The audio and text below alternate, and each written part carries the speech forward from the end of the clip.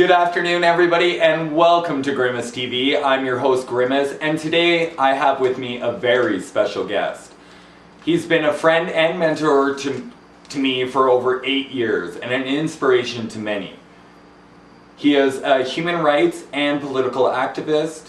He is the managing editor of Times Point 10 online magazine, and we are very happy to have him on the show. Welcome, Dennis. Thank you, Steve. Good to see you. Yeah, it's very good to see you too. So, Times Point 10 has been around now for, 12 years? Since 93. Since 1993. Could you give me maybe a basic overview on what Times Point 10 is? Well, Times Point 10 magazine was put together so that we could bring our community in the Edmonton and greater area together and work with our people, our friends and cohorts in Calgary to really build up good support for ourselves, bring in all of our friends, and we knew that the Dell and Friend case was coming up. We knew that was going to be a long battle. That was one of the major reasons. The other reason was that many of us had seen far too many of our friends die in the 80s from AIDS, so we wanted to have educational material available to people that was factual. So, after you put out the magazine, how did the gay community here in Edmonton initially respond to having their own gay magazine? There was lots of activity from when we first started talking about it in September. It was fabulous. There was meetings and meetings of people and ideas, and we started putting all the ideas together and then started getting the advertising.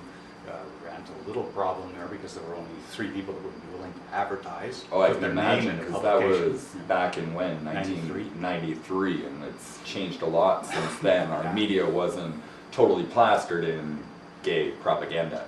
Oh, yes. Agendas. Agendas, yes, the gay agenda. The little sticky notes that we put on our fridges. Yes, yes, and not to mention the meetings and conferences that go on on a constant basis where we try and take over the world. Yeah. And you had the magazine running in the city for a while, and people seemed to respond good to it, and so you decided to put it on the internet. When did you do that? We put it on the internet in '94, actually. It first went online in June. It stayed online for about 3 weeks. We always thank Pierre for that.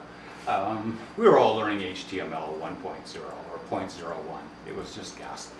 HTML, what's that? Yeah, we were doing it in DOS, and we were all familiar with the internet because we all ran BBS, so we were doing that, and oh my, we finally got some people from EdTel to help us out, and we were the first publication of its kind to ever go on the internet, and that's a fact. If you go into the Yahoo archives, you'll find, and DMOZ, you'll find Times Point 10 magazine listed. It's one of the very few first publications of its kind that ever went online on the internet. Oh wow, that's very interesting. That's pretty amazing. We shocked a lot of people. Yeah, I can imagine. This little town in Edmonton did what? Yeah, of all places. Yeah. So you say that there was a lot of positive response to the publication in Edmonton, but there had to be some negative, Dennis. Well, only a couple of threats to my own life, no problem. I'm a big boy. And a number of people that were initially involved kind of got uninvolved and brought in new people. They're all volunteers. Then we ran into the problem with some of the old timers in the community who felt that we had no right to put out a publication without asking them. And we ran up against that for almost a year. They boycotted, they did everything to us. Opposition from within the community itself. Our own community, yeah. The community, there was this group in the community that just had no way, you have no right to do this. Yeah. It's like, well. Like, what was their problem? That you were speaking for the gay and lesbian voice? Well, I was bringing the gay and lesbian voice into one publication to speak to everyone else. Yeah. We had up to 100 writers, and these were all volunteers. All volunteers because, as everyone knows, well, maybe not everyone, but a lot of people know it was a non-profit magazine. Yeah, there was no money. We took money out of our pockets to pay for the magazine. Yeah, well, myself, I wrote on the magazine for 2 years, and we put in a lot of work into that magazine. Like, we'd work on that last weekend of the month for the entire weekend, like non-stop, no sleep, making everything. No. We did all of it. We did all the pre-production, everything. When we took it to the printer, it was in usually EPS or PDF files later on, and that's what they used. I mean, it was all ready for them. And we did find, by the way, a printer who would print the magazine in Edmonton. It took us a long time to find one, and it was Trader Publications. Yeah. They finally agreed, we'll do this, and what's the problem? Trader Publications. The only ones who would even touch us. So Dennis, from all of the material that was printed in the magazine for those 12, 13 years of being in print and online, what would you say people were most interested in? Well, I must say, they were sure interested in sex. Oh, I can imagine.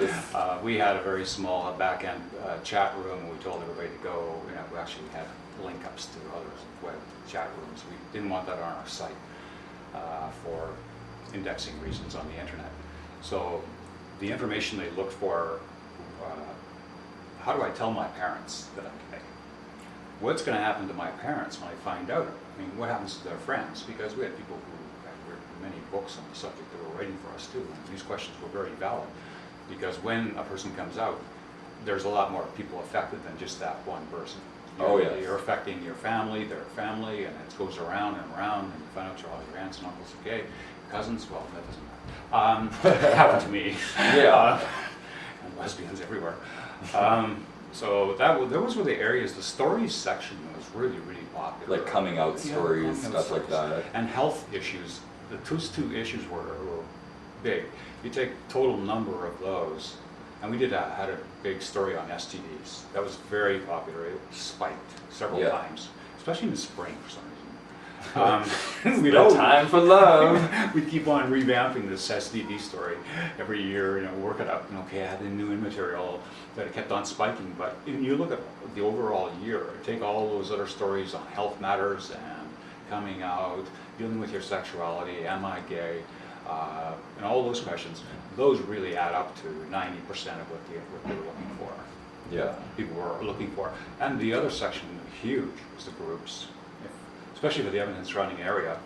And we put in hyperlinks. So our hyperlinks covered everything from Thunder Bay to Vancouver, down along the coast to LA. So you became sort of a central meeting place for gay people of all different interests and backgrounds. Bears, cubs, leather queens, like everything, right? There's one place to go. The leather people had written Scott and Mike, and those people wrote fabulous stories. They're still on the site, dealing with all, and he was always talking about, especially in the letter scene, health issues, dealing with lifestyles and within the community.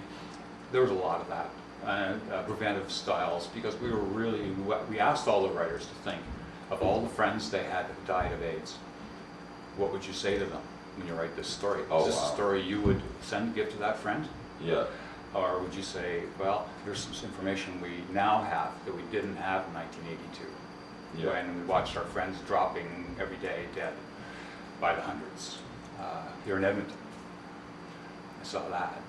It was just something you go to 9 funerals in 1 week and it gets to you. Yeah, it was a terrible time in our culture's history, that's for sure. We sure didn't want that to happen again. No. So the thing was to get good, accurate information, and sometimes controversial. We would get both sides of the coin. We'd get the person who says, no, it's not HIV, and then bang, bang, bang, people would come in and say, yes, it is. And we'd get the argument going. Let's discuss this. We believe we live in a free world where we should be allowed to openly discuss anything we want to discuss. That's it. There's no limit to what we can discuss. Well, there may be some now. There may be some now. I just had to get that in. Bush. Yeah. Harper. Okay.